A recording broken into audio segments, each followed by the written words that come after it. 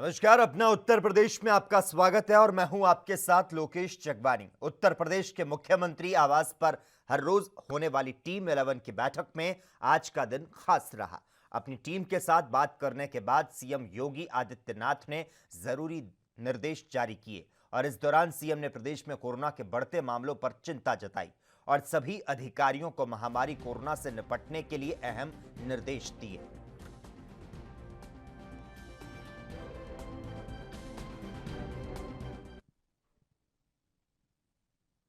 प्रधानमंत्री नरेंद्र मोदी के लेह दौरे को लेकर कांग्रेस के राष्ट्रीय प्रवक्ता और राज्यसभा सांसद डॉक्टर पीएल पुनिया ने क्या कुछ कहा, आइए आपको सुनाते हैं। देखिए, प्रधानमंत्री जी का लेह विजिट हुई और लद्दाख के एरियाज में भी उन्होंने अपने सैनिकों को संबोधित किया और जो गलवान घाटी में हमारे वीर सैनिक घायल भी हो गए थे, वो अस्पताल में भर्ती हैं, उनको भी देखने गए और इससे एक सेना का मनोबल बढ़ता है और वो ज़रूरी भी होता है। इस तरीके से पहले थल सेना अध्यक्ष स्वयं गए थे और उसके बाद प्रधानमंत्री जी की विजिट एक अपने आप में बहुत महत्वपूर्ण है और एक संदेश देने का भी काम किया है चीन को कि हम वार्ता जरूर कर रहे हैं लेकिन हर तरीके से तैयार है। अगर आपस में लड़ाई होने की तो उसके लिए भी पूरी तैयारी है। तो सेना का मनोबल बढ़ाने के लिए ये बहुत अनिवार्य था, वो किया। अलावा जो अधीर रंजन ने सवाल उठाए हैं कि ये बात सरकार की तरफ से, प्रधानमंत्री जी की तरफ से स्पष्ट होनी चाहिए कि उन्होंने जो पहले बयान दिया था कि हमारी भूमि में, हमारी सीमा के अंदर कोई नहीं आया है, ना किसी ने कब्जा किया है, लेकिन जो सैटेलाइट इमेजेस हैं और जो विशेषज्ञ लोग हैं उनका मानना है कि चीन काफ़ी हद तक अंदर एलएसी पार करके आ गया है और उसी की कवायद भी चल रही है। वरना हम किस बात की वार्ता कर रहे हैं? हम सेना के स्तर पर वार्ता कर रहे हैं, डिप्लोमेटिक चैनल्स पे वार्ता कर रहे हैं और पूरी दुनिया में जो महत्वपूर्ण देश हैं उनको भी प्रॉपर ब्रीफिंग इसके बारे में कर रहे हैं। वो एलएसी के बारे में ही कर रहे हैं कि किस तरीके से चाइना नए लाइन ऑफ एक्चुअल कंट्रोल को निर्धारित करने की तरफ तत्पर है, जो लेकिन उनके मंसूबे कामयाब नहीं होंगे, ये हमको पूरा विश्वास है। लेकिन स्पष्ट रूप से प्रधानमंत्री जी को, देश को। वहीं मुजफ्फरनगर पहुंची साध्वी प्राची ने एक बार फिर से गांधी परिवार पर निशाना साधा। साध्वी ने कहा कि प्रियंका गांधी किस आधार पर बंगले में रह रही थी। कांग्रेस ये बताए कि शादी के बाद लड़की ससुराल में रहती है या मायके में।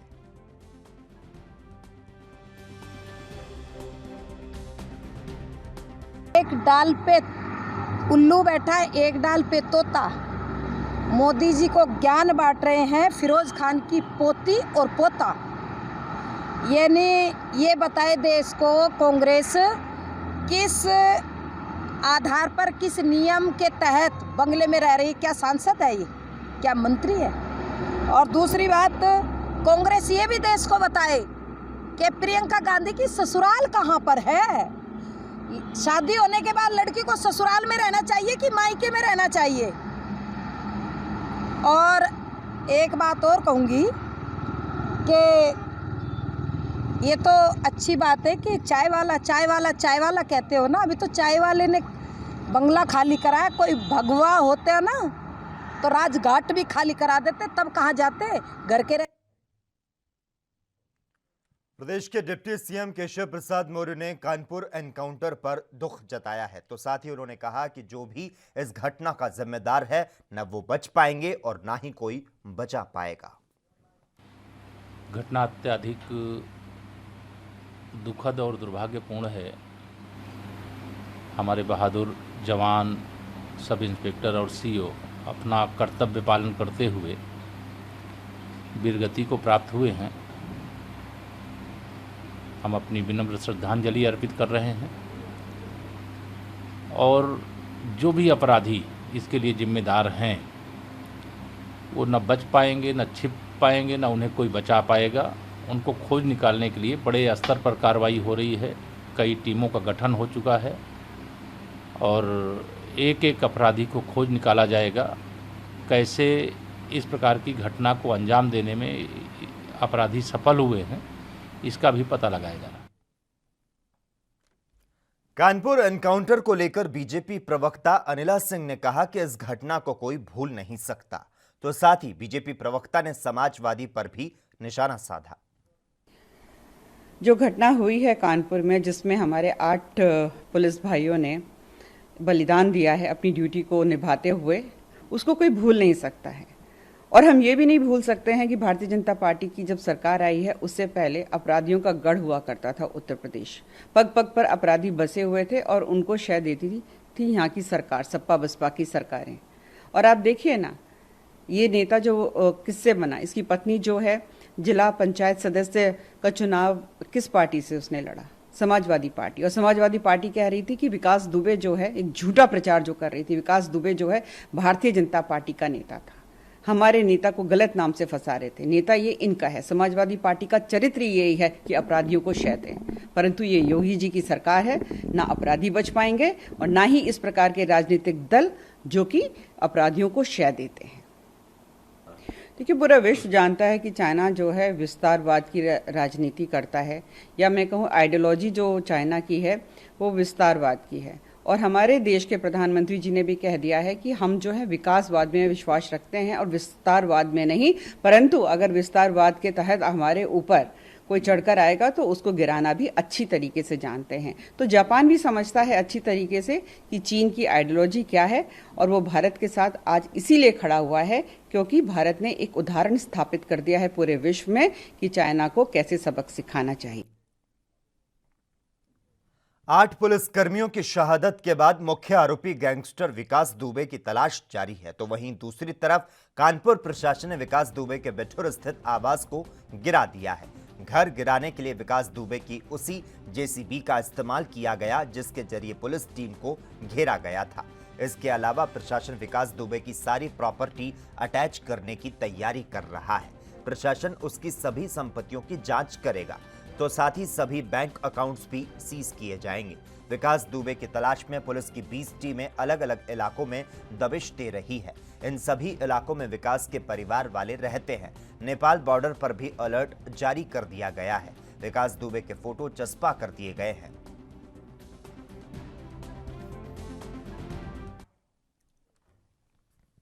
कानपुर के चौबेपुर क्षेत्र में बदमाशों के साथ हुई मुठभेड़ में शहीद हुए औरैया के जाबाज सिपाही राहुल का जब तक सूरज चांद रहेगा, राहुल तेरा नाम रहेगा के जयकारों और हजारों नम आंखों के बीच आज पैतृक गांव रुरू कला में राजकीय सम्मान के साथ अंतिम संस्कार किया गया।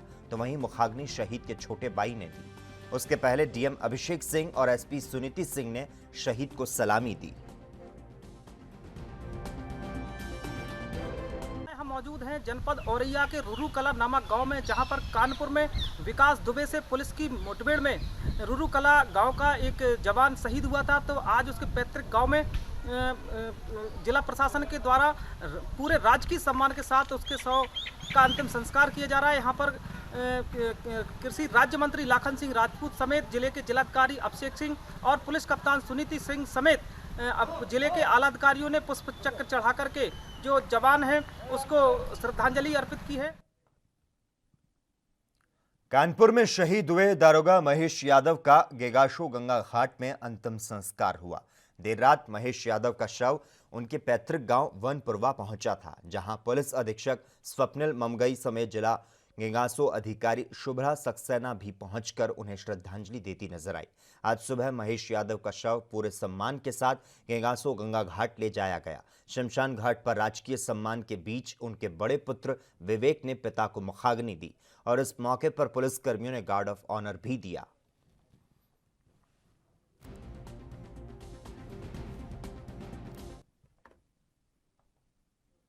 कानपुर हत्याकांड में शहीद जितेंद्र पाल सिंह को मथुरा में अंतिम विदाई दी गई। गमगीन माहौल में नम आंखों के साथ राजकीय सम्मान के साथ पैतृक गांव बरारी में शहीद का अंतिम संस्कार किया गया।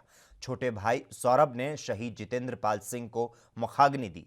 पूरे परिवार का रो रो कर बुरा हाल है, लेकिन अपने फर्ज की खातिर बेटे ने जान दी, इस पर उन्हें गर्व है। जो हमारे मथुरा के पावन भूमि के जो हमारे वीर शहीद हैं उनको शत शत नमन करता हूं और इस पावन भूमि को जहां ऐसे वीर सपूतों को जन्म दिया गया है, मैं उस भूमि को भी शत शत प्रणाम और नमन करता हूं। ये जो उन्होंने एक कृत्य अपनी तरफ से किया है, अपने कर्तव्यों के दौरान जिस प्रकार से उन्होंने बहादुरी का परिचय दिया है, इससे आने वाली पीढ़ियां और जितने भी लोग हैं जो पुलिस विभाग में या सेना में, आर्म्ड फोर्सेस में आना चाहते हैं, उनके लिए एक रोल मॉडल की तरह काम करेंगे। और इस मौके पे मैं उनके परिवार के साथ, जो उनके ऊपर एक असमय दुख की घड़ी आई है, तो पूरा विभाग विशेष रूप से मथुरा का जो पुलिस प्रशासन है उनके साथ खड़ा है और मैं ईश्वर से प्रार्थना करूंगा कि वो उनको शक्ति दे ताकि वो इस दुख की घड़ी से उबर सकें। धन्यवाद। केंद्रीय मंत्री साध्वी निरंजन ज्योति ने कानपुर एनकाउंटर को लेकर बड़ा बयान दिया है। उन्होंने कहा कि घटना को अंजाम देने वाले घर के अंदर थे और पुलिसकर्मी घर के बाहर थे। कहीं न कहीं थोड़ी चूक जरूर हुई, पुलिसकर्मियों को थोड़ी सावधानी से जाना चाहिए था। तो वहीं उन्होंने विपक्ष पर निशाना साधते हुए कहा कि ऐसे मामलों को राजनीतिक मुद्दों की नजर से नहीं देखना चाहिए। राहुल गांधी को घटना के बारे में बिना जानकारी किए ट्वीट करना माहौल खराब करना है। तो साथ ही पूर्व सीएम अखिलेश को लेकर कहा कि उनके कार्यकाल में जो होता था उनको वही याद आएगा।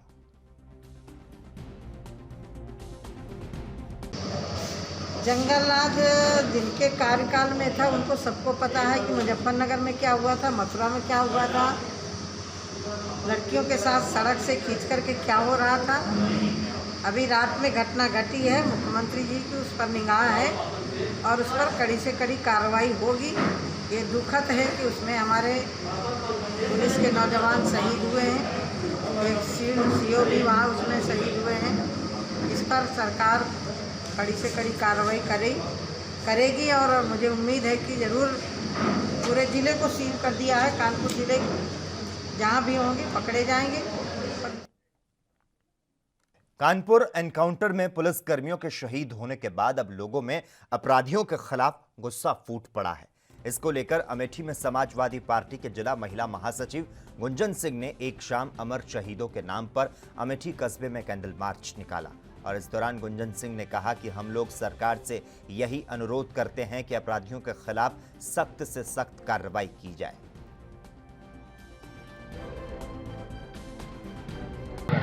मैं समाजवादी पार्टी से गुंजन सिंह, जिला महिला महासचिव। और ये जो कानपुर में आज जो है एनकाउंटर के बाद मुठभेड़ में जो है हमारे वीर जवान सब जो है शहीद हुए हैं, 8 पुलिसकर्मी जो है शहीद हुए हैं, उन्हीं को श्रद्धांजलि अर्पित करते हुए आज जो है हम लोगों ने कैंडल मार्च निकाला है। और हम लोग सिर्फ यही शासन प्रशासन से और डीजीपी से जो है अनुरोध करते हैं कि इसके लिए सख्त से सख्त खिलाफ कार्रवाई हो और इस दुख की घड़ी में समाजवादी पार्टी के कार्यकर्ता जो है इनके।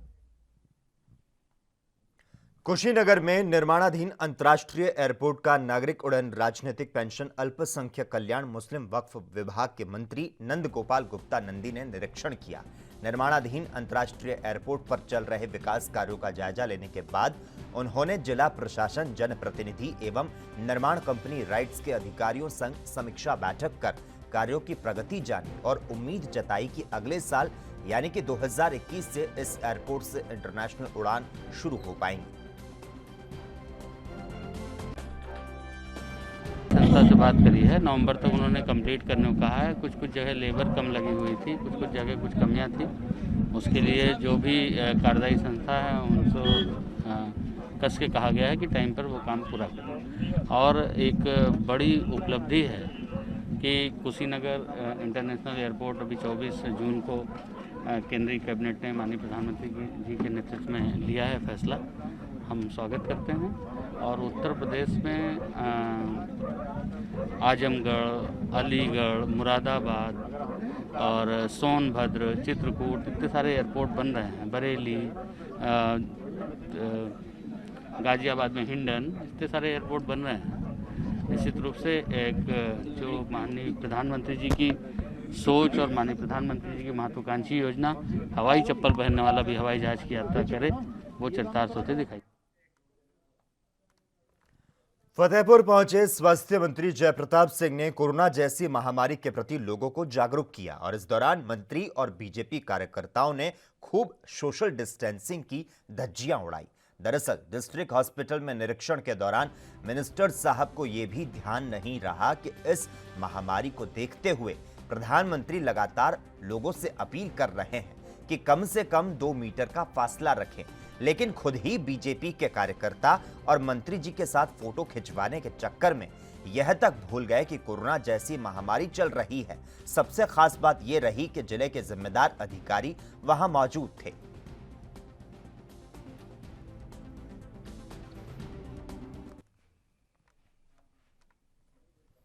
वहीं मिर्जापुर में अदलहाट थाना क्षेत्र के कोलुंद गांव के पास नारायणपुर चौकी क्षेत्र में सड़क निर्माण कंपनी की लापरवाही सामने आई, जहां 3 मंजिला मकान का पिछला हिस्सा पूरी तरह से गिर गया। बाकी पूरे के पूरे मकान में दरार पड़ गई, जो कभी भी जमींदोज हो सकती है। तो वहीं इस घटना से आहत ग्रामीणों ने डीबीएल कंपनी के खिलाफ प्रदर्शन किया। सर, ये 20-25 दिनों से पानी लगा है बारिश का, और ये सड़क जो बना रहे थे जो है कि उस समय जो पानी का रास्ता सब बंद करा दिए, और कहा गया तो कहें कि बरसात से पहले हम इसका व्यवस्था बना देंगे। ऐसा अब तक नहीं हुआ। 1 हफ्ता पहले से हम लोग शिकायत कर रहे हैं और आज करते साहब नहीं किए, और हमारा मकान साहब एकदम 3 तल्ला मकान सब गिर गया। ये कितना नुकसान हुआ होगा आपका इसमें? सर, कम से कम 2-3 लाख का तो खाली सामान ही 2 लाख का, दोनों घर मिला करके। जो कूलर फिर अलमारी, 2 मंजिला मकान है। 3 मंजिला था। 3 मंजिला, 3 मंजिला था, आगे 2, पीछे जो गिरा है 3 मंजिला था, ये आगे 2 मंजिला है। ये इन लोगों ने इसको फिर संज्ञान लिए कि नहीं? ये नहीं सर, अभी तक कोई आया नहीं। कोई आया? जानकारी आपने दिया है? जानकारी से दिया, रात में 10 बजे मकान गिरा, और हम चौकी पर लड़का को मैं भेजा 100 नंबर पर फ़ोन लगा के 112 पर, तो लग ही नहीं पाया। आधा घंटा परेशान हुए। उसके बाद लड़का को भेजे चौकी पर, तो वहाँ से दरोगा साहब जो है कि 2 सिपाही को भेजे और आए जो है, तो उन्होंने देखा होगा। उसको हमारे गांव का जो प्रधान थे वो भी आए, और उसके बाद जो है कि सब उन्होंने संतरा दिया कि सुबह जो है। जालौन में उरई रेलवे स्टेशन परिसर में सांसद भानु प्रताप सिंह पौधारोपण करने पहुंचे और इस दौरान स्थानीय विधायक गौरी शंकर वर्मा और रेलवे के आला अधिकारियों के साथ पौधारोपण किया। तो साथ ही उन्होंने सांसद निधि से दिव्यांगों को ट्रेन में चढ़ने उतरने के लिए ट्राईसाइकिल भी दी।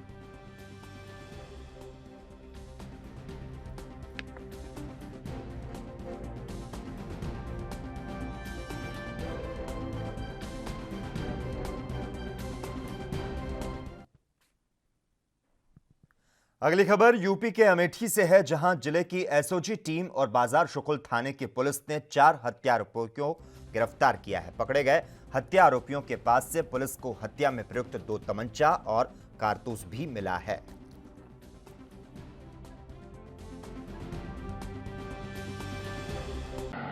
राधेश्याम पुत्र संतराम निवासी ऊंचगांव की दिनांक 30/6/2020 की फिर से वापस आते समय हत्या कर दी गई थी, जिसमें थाने पर 302 का मुकदमा पंजीकृत हुआ था, जिसमें राकेश कुमार को नामजद किया गया था। कल दिनांक 2/7/2020 को फायर स्टेशन के पास में एसओजी प्रभारी और एसओ शुक्ल बाजार मैं अपने हमराहियों के साथ मुखबिर की सूचना पर राकेश कुमार, स्वामी प्रसाद, मोहम्मद असद और सुफियान को गिरफ्तार किया। राकेश से पूछताछ पर पता चला कि राकेश और राधेश्याम के बीच ज़मीनी विवाद था, जिसमें राधेश्याम जीत गया था। इसी वो रंजिश रखता था। इसी कारण उसने अपने मित्र स्वामी प्रसाद के माध्यम से मोहम्मद असद और सुफियान को बुलाया था और उन्हीं के माध्यम से उनकी हत्या कराई, जिसके संबंध में पूछताछ पर इनके ये संपूर्ण बातें प्रकाश में आई। सुफियान और मोहम्मद असद के पास से तमंचा बरामद हुए। वहीं झांसी में कोरोना वायरस से लगातार 8वें दिन मौत का मामला सामने आया। 2 लोगों ने कोरोना वायरस के चलते दम तोड़ दिया। इसके अलावा रिकॉर्ड 23 कोरोना पॉजिटिव केस सामने आए हैं। इसमें न्यायालय परिसर की सुरक्षा में लगे 3 पुलिस कर्मचारी भी शामिल हैं। इनकी रिपोर्ट पॉजिटिव आने के बाद शनिवार को कोर्ट बंद रहेगा। तो वहीं सीएमओ ऑफिस का फार्मासिस्ट भी पॉजिटिव पाया गया। तो आपको बता दें झांसी में कोरोना वायरस से लगातार 8वें दिन मौत का मामला सामने आया। 2 लोगों ने कोरोना वायरस के चलते यहां दम तोड़ दिया और इसके अलावा रिकॉर्ड 23 कोरोना पॉजिटिव केस सामने आए। इसमें न्यायालय परिसर की सुरक्षा में लगे 3 पुलिस कर्मचारी भी शामिल बताए जाते हैं।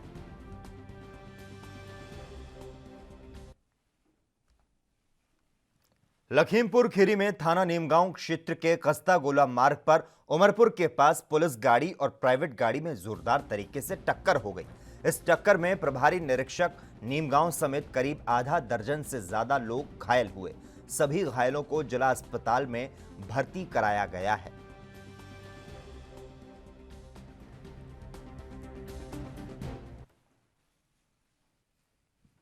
सोनभद्र में स्थानीय कोतवाली क्षेत्र के अमवार बाजार में एक विशेष समुदाय के घर में गोकशी के साथ ही तनाव फैल गया। पड़ोसी की सूचना पर पहुंची पुलिस ने मांस बरामद करने के बाद आधा दर्जन लोगों के खिलाफ गोवध अधिनियम के तहत प्राथमिकी दर्ज कर 3 लोगों को हिरासत में ले लिया।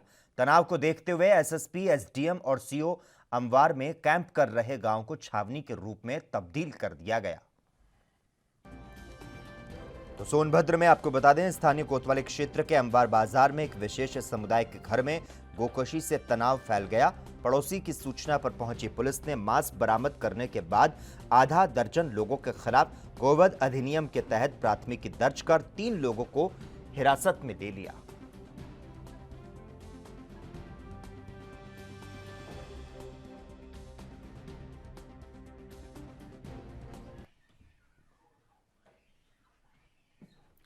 सोनभद्र में पुलिस को बड़ी सफलता मिली है। पुलिस ने 1 किलो हेरोइन को बरामद किया है, तो साथ ही पुलिस ने 3 आरोपियों को भी गिरफ्तार किया। बरामद की गई हेरोइन 2 करोड़ की बताई जा रही है। सोनभद्र की स्वाट टीम, एसओजी और चौपन थाना पुलिस की संयुक्त टीम ने यह कार्रवाई की। यह हेरोइन एक बोलेरो कार से बरामद की गई। अपर पुलिस अधीक्षक ने बताया कि चौपन थाना क्षेत्र के स्टेट हाईवे पर बग्गा नाला के पास से मुखबिर की सूचना के आधार पर यह कार्रवाई हुई। पुलिस को सूचना मिली थी कि बोलेरो में हेरोइन की सप्लाई की जा रही है और इस सूचना के बाद टीम ने घेराबंदी करते हुए बोलेरो सवार 3 तस्करों को गिरफ्तार किया। तो सोनभद्र में आपको बता दें, पुलिस को बड़ी सफलता मिली है। पुलिस ने 1 किलो हेरोइन को बरामद किया है, तो साथ ही पुलिस ने 3 आरोपियों को भी गिरफ्तार किया। बरामद की गई हेरोइन 2 करोड़ रुपए की बताई जा रही है। सोनभद्र की स्वाट टीम, एसओजी और चौपन थाना पुलिस की संयुक्त टीम ने यह कार्रवाई की है।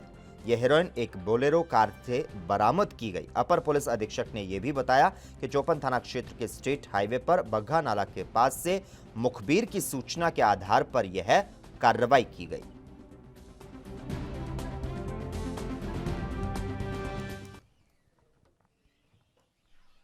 और इसी के साथ ही अपना उत्तर प्रदेश में इतना ही, लेकिन तमाम अहम खबरों के लिए लगातार आप जुड़े रहिए और देखते रहिए ANB न्यूज़।